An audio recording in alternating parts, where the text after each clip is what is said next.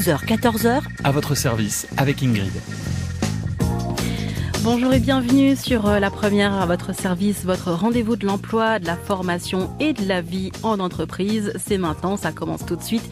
Et la vie en entreprise, eh bien, il en sera question ce midi. Quoi de plus agréable que de travailler dans une bonne ambiance où tout est relax, tout le monde s'entend avec tout le monde. Dans les couloirs, on se tire pas la bourre, il n'y a pas de regard en coin. Seulement voilà, dans la réalité, ça se passe pas toujours comme ça. La mauvaise ambiance au travail, on en parle dans un instant avec le coach professionnel Jean-Noël Bruer. Vous pourrez évidemment réagir en direct au standard de La Première 99 2000 ou par SMS 06 92 70 2000. Le standard qui vous sera également ouvert et à votre disposition tout à l'heure à partir d'1h moins le quart pour poster vos petites annonces d'emploi si vous cherchez ou que vous proposez du boulot. À votre service sur La Première. Critique continuelle, conflit, moucatage, l'a dit, l'a fait. On a tous connu de telles situations au travail, des situations qui contribuent à créer une mauvaise ambiance. Alors Jean-Noël Bruer, vous êtes coach professionnel. Comment détermine-t-on une mauvaise ambiance ? Est-ce que c'est pas un peu subjectif ? Ça va pas un peu... c'est selon l'un ou l'autre ? Ça peut être subjectif, ça peut être aussi objectif. On peut définir une mauvaise ambiance par rapport à ce qu'on définit une bonne ambiance. La bonne ambiance, c'est une ambiance où on peut faire confiance aux autres, où les différences qui sont inévitables entre les êtres humains servent non pas à diviser, mais servent à rassembler, à améliorer la créativité. On est content d'aller travailler. Si on travaille le lundi, on y va avec joie. Le dimanche soir, on commence à se dire, tiens, demain je vais aller bosser, c'est bien, c'est super. Enfin, ça arrive souvent, ça, qu'on se dise le dimanche soir, ouais, chouette, je vais aller bosser. C'est très gratifiant, une bonne ambiance. Parce que il y a les Japonais, je crois les Japonais ou les Suédois, je sais plus bien, ils ont un terme pour définir cette espèce de spleen qu'on a le dimanche soir, dimanche après-midi, avant justement d'aller travailler le lundi, et une atmosphère un peu pesante comme ça, un spleen qui s'installe le dimanche soir. Alors est-ce que ça c'est pas pire que le lundi matin quand on arrive au boulot ? C'est la question à se poser. Japonais ou pas, de toute façon, le blues du dimanche soir, c'est généralisé dans le monde entier. Il peut être atténué par l'idée que le lendemain, on va se retrouver dans une ambiance correcte. Si vous avez un accès de blues particulièrement important le dimanche soir, c'est peut-être que l'ambiance de travail n'est pas bonne. Mm-hmm. On parlait du fait que ça soit général ou personnel. Il est possible qu'on soit le seul à se sentir mal dans son travail, dans son environnement. Et à ce moment-là, il faut consulter ses collègues. Voilà, c'est tester ses collègues, savoir s'ils ressentent la même chose. Si on est tout seul à le ressentir, c'est qu'il y a un problème par rapport à soi. On peut être une personnalité discordante par rapport à l'ambiance de l'entreprise. On se fond pas au décor, on n'arrive pas à s'intégrer. Oui, chacun a son type de personnalité. En principe, c'est le patron qui embauche. Il embauche en fonction de sa propre personnalité, très souvent. Il va embaucher des gens comme lui ? À peu près. Ah bon ? Et il peut arriver qu'on tombe dans une entreprise où c'est la consanguinité du point de vue de type de personnalité. Et on tombe là-dedans et on n'est pas dans ce type de personnalité, dans ce mode de fonctionnement.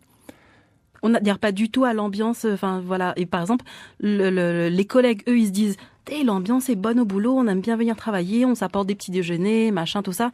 Et moi, c'est pas du tout mon truc. Moi, je suis plutôt dans le boulot et quand on a fini le boulot, au revoir tout le monde. Et c'est là que les choses se gâtent, en fait. Ce sera pour moi une mauvaise ambiance. Voilà. Ça peut être une bonne ambiance pour tout le monde, sauf pour vous ou pour un ou deux collègues. Et on en souffre de ça. On peut en souffrir, mais en prenant compte de ce que je viens de dire, ça permet d'atténuer la souffrance. On peut se sentir coupable de ne pas être comme les autres, mais on a tous et chacun son type de personnalité, bien personnel. Mm-hmm. Partagé. Si ça n'est pas partagé, ça n'est pas un problème. Donc il n'y a pas de problème au final, pour les autres. Il peut y avoir une ambiance de fêtard, par exemple. Oui. Tout le monde fait la fête, on s'invite, on prend l'apéritif le soir avant de partir, tout va bien. Et vous ne buvez pas d'alcool, vous n'aimez pas la fête, vous êtes réservé. Et vous trouvez ça quand même, ils sont culottés de faire ça sur le lieu de travail. Voilà. Donc vous dites, je suis comme ça, on les changera pas. Hein. Bah oui, et puis on se dit, les gens. Tant mieux pour eux, ils s'amusent et puis nous on rentre chez nous. Voilà. Bon. On peut souffrir. tout seul. Vaut mieux pas. Mais on parlait d'une personne pour qui l'ambiance était mauvaise et pas pour les autres. Est-ce qu'une personne, au contraire, peut être responsable d'une mauvaise ambiance générale? Oui, il y a des fauteurs de troubles Pour professionnels. Pour être poli. Oui. Et leur but dans la vie, eux, c'est de pourrir l'ambiance coûte que coûte. Oui, c'est leur but, c'est leur plaisir. Ils se trouvent valorisés par le fait d'avoir mis la zizanie dans un groupe. Ça leur donne de l'importance au final. Oui, c'est ça. Ils se sentent un peu tout puissants. Ils ont réussi à faire quelque chose qui a atteint toute la communauté. Oui, voilà. C'est un plaisir pervers, mais c'est un plaisir quand même. Et en règle générale, ces gens-là, on les identifie, on arrive à les gérer, ce qui nuise moins aux autres.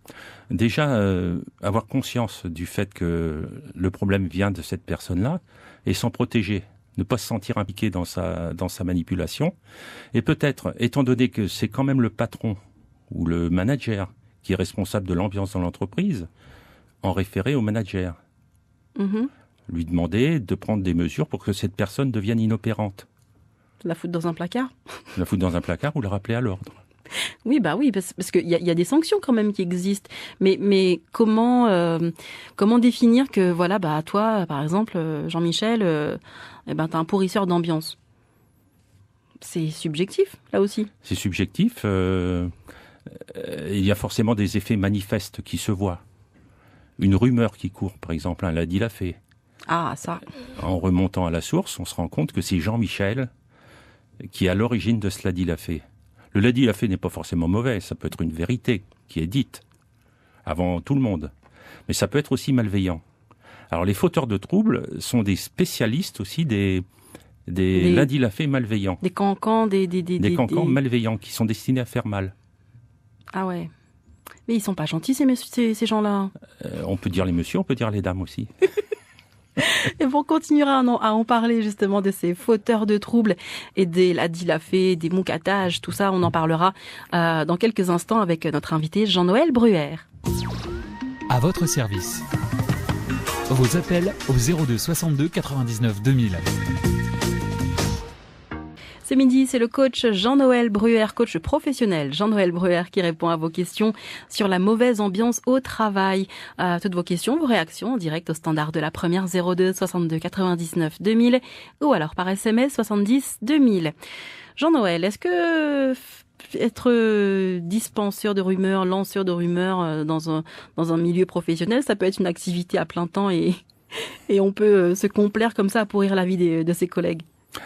Comme je disais, il y a des fauteurs de troubles professionnels qui trouvent leur plaisir dans ce genre d'activité. Bon, c'est pas forcément à plein temps, mais il suffit d'une étincelle pour allumer une sorte d'incendie. En général, c'est des gens qui dispensent des petites informations qui sont fausses ou vraies et qui jouissent du spectacle de l'incendie qu'ils ont allumé. C'est des pyromanes de la rumeur. Exactement. Et comment on fait quand on est confronté justement à ce genre de comportement et qu'on est soi-même victime de rumeurs, fondées ou pas?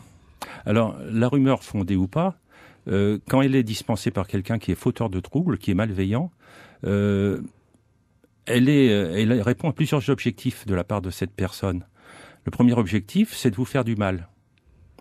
Le deuxième, c'est de se rendre intéressant vis-à-vis des autres. Donc, si vous voulez que la rumeur s'éteigne, il ne faut pas montrer qu'elle vous atteint.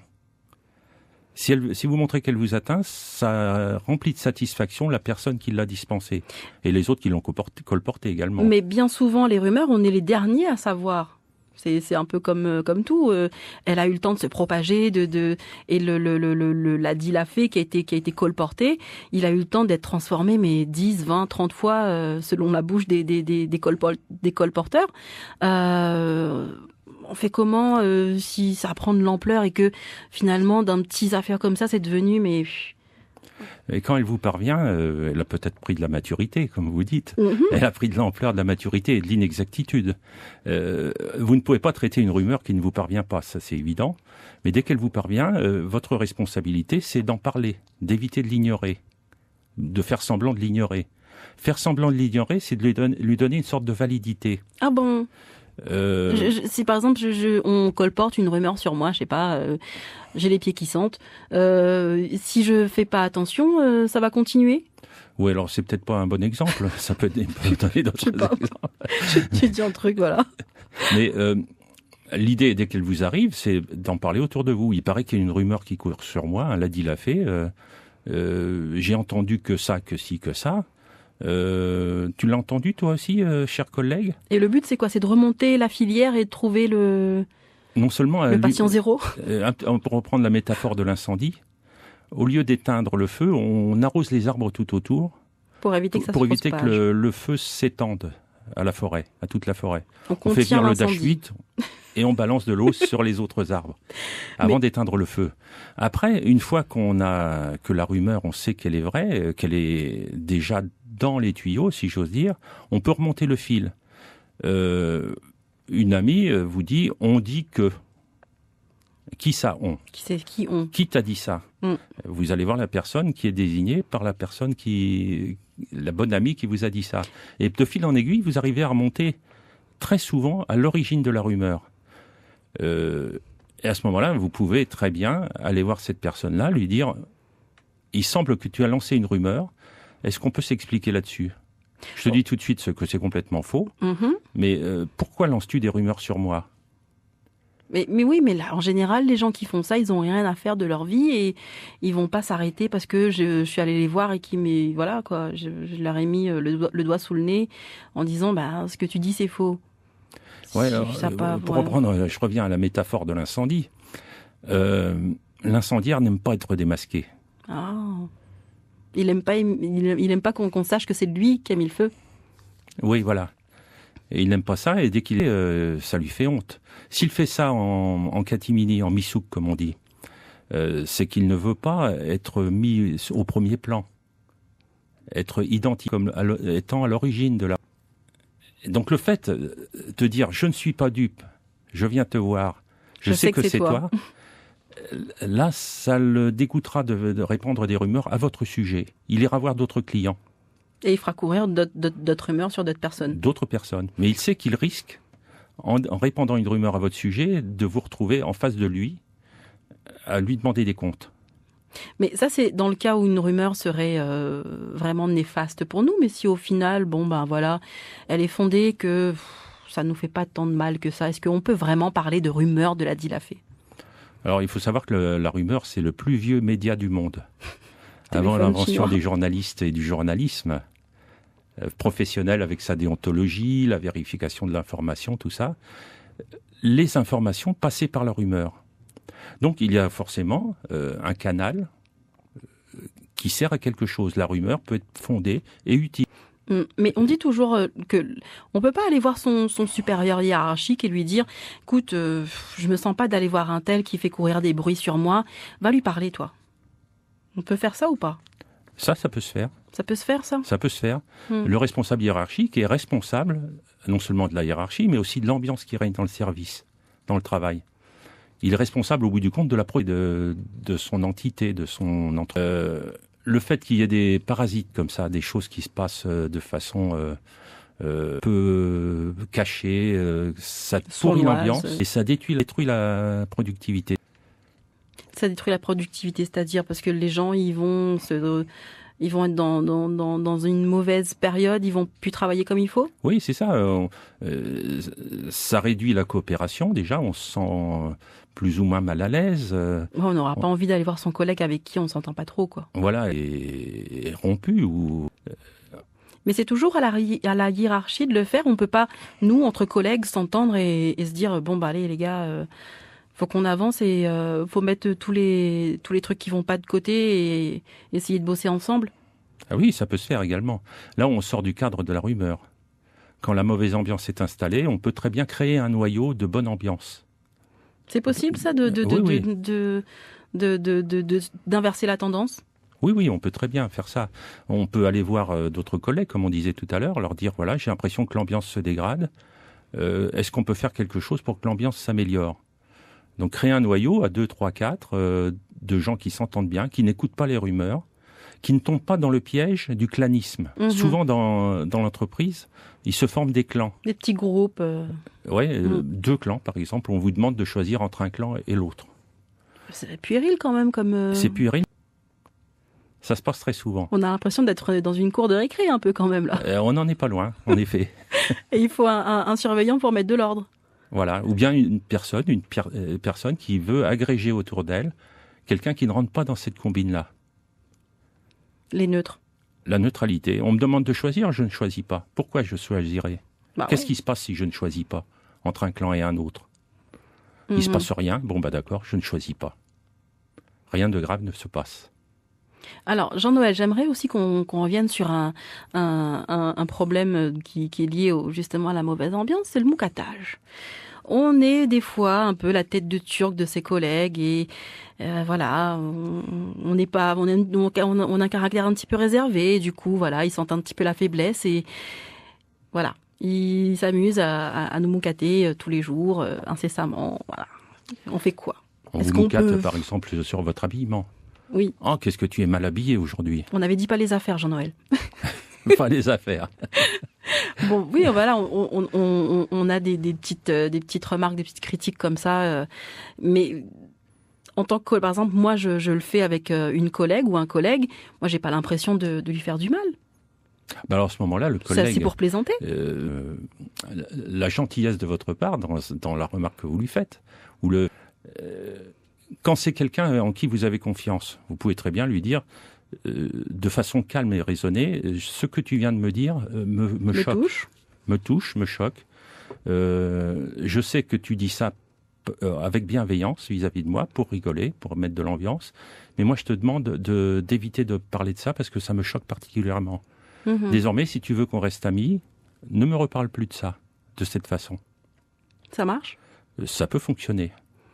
Il y a aussi la malveillance, des gens qui vous moucatent par malveillance. Et alors là, il y a une technique qui est très très marrante. Ah bon ? C'est celle de Cyrano de Bergerac. Vous avez entendu parler ? Oui. La tirade du nez. Monsieur, vous avez un grand nez. Et là, Cyrano, au lieu de dire mais c'est pas vrai, j'ai pas un grand nez, il part dans une tirade qui dure au moins 5 minutes, qui ridiculise complètement la personne qui l'a critiqué. Il fait de l'autodérision et Oui. du coup, il tourne son désavantage à son avantage. Voilà. Et il en fait une force. Alors, si quelqu'un vous fait une remarque sur votre habillement, vous pouvez prendre la technique de Cyrano de Bergerac et dire « Ah ben là, ça, ce que tu vois, c'est rien du tout. Hein. J'ai Tu pire à la verrais maison. ma garde-robe, j'en ai encore 10 des comme ça, pire. des robes et des chemises et des pantalons. Et pouf, ça s'éteint. Alors, je te promets que demain, ça sera encore pire qu'aujourd'hui. Hein, on tient la promesse. Ça vous désarçonne votre adversaire de façon très, très, très, très bon comme technique. Parce qu'on l'a battu à son propre jeu au final. On fait du judo en quelque sorte. Et il vous entraîne dans un mouvement et vous le faites tomber dans le mouvement dans lequel il vous entraîne. Et du coup, il se retrouve sur le dos et vous avez gagné le match. Exactement. Mais au moins, il ne reviendra pas. Il ira choisir une autre victime. Mais les gens, ils sentent un peu comme ça quand il y en a un, on va dire un petit canard boiteux dans l'équipe, et que voilà, c'est un petit peu le petit bœuf de l'équipe. On peut y aller, quoi. C'est facile de le moucater. Allez, on y va. Ouais, alors on peut avoir des boucs émissaires dans une équipe. Une personne qui concentre toute l'agressivité du groupe. Le groupe a même besoin de cette personne-là pour exister. C'est de la psychologie. On n'est pas tellement c'est peut-être pas tellement le sujet. On projette sur l'autre, sur quelqu'un, des défauts qu'on a soi-même et qu'on ne veut pas voir. Ses propres faiblesses. D'accord. Par exemple, il dit rien, il est réservé. Bon, bah allez, il va se faire moucater sur son linge, sur ses cheveux. Il va rien dire et nous, on va continuer à alimenter ces moucatages-là. Oui. Parce que c'est au final ce qu'on voit chez nous. Ouais, ce qu'on voit chez nous et ce qu'on ne veut pas voir. Ce qu'on sait qu'on a au fond de soi et qu'on ne veut pas voir. Alors, la réaction de la victime dans ce cas-là, c'est souvent, j'ai dit victime, de la personne qui est visée par ça, c'est de se poser en victime, de réagir de façon pleurnicharde. D'attirer la pitié. D'attirer la pitié et même de renforcer ce qui provoque le fait qu'il est dans le collimateur de tous. Donc d'alimenter un peu Il alimente le phénomène par lui-même. Le conseil qu'on peut lui donner, c'est de réagir exactement à l'inverse. C'est pas facile, parce qu'on est dans sa nature. C'est-à-dire, mettre de la rigolade. il peut faire quoi? Mettre de la rigolade, de l'autodérision, là où on mettait des plaintes, des pleurs. Aller lui-même dans le sens de ses bourreaux? Pas de ses bourreaux, mais de ses persécuteurs. Mais lui, il le sent comme ça, peut-être un peu. Il peut le sentir comme ça. S'il se pose en victime, s'il y a une victime, il y a bien un bourreau. Enfin, Oui. Alors, il peut aussi prendre conscience de ce qui se passe. Ce n'est pas ma faute si je suis pris comme un bouc émissaire de la part de tout le groupe, tout le groupe. C'est parce que j'ai en moi quelque chose qui attire leur agressivité. Je montre quelque chose, je représente quelque chose qui est leur problème à eux. Donc, si je suis le bouc émissaire, c'est certes quelque chose de très désagréable pour moi, mais c'est leur problème à eux. Ils ont un problème, ces gens-là. Alors, à partir du moment où on pense comme ça transparaît dans le comportement. On se trouve différent vis-à-vis des autres. Les autres sentent qu'il y a une force qui a été acquise du fait de la compréhension de la situation. Alors, Jean-Noël, pour résumer, quand on est victime d'un mocatage, la solution, ce serait l'autodérision. Oui. C'est ça. Renforcer le mocatage. Renforcer et de se l'approprier pour soi-même, pour que les autres aient plus de carburant, en fait. Voilà, et ce qu'ils attendent de vous, c'est que vous en souffriez. Si vous en rigolez et vous allez dans le sens des gens qui vous attaquent, ils vont s'arrêter d'eux-mêmes. Ils vont s'arrêter d'eux-mêmes. Et puis pour une mauvaise ambiance au boulot, par exemple des rumeurs, faut apporter du crédit, faut essayer de les contredire. Les contredire, mais avec calme et sérénité. Pas fondre en larmes. Au clash. On peut aller au clash, mais de façon neutre et posée. Ne pas montrer qu'on en souffre. Parce que le but d'une rumeur, c'est de vous faire souffrir.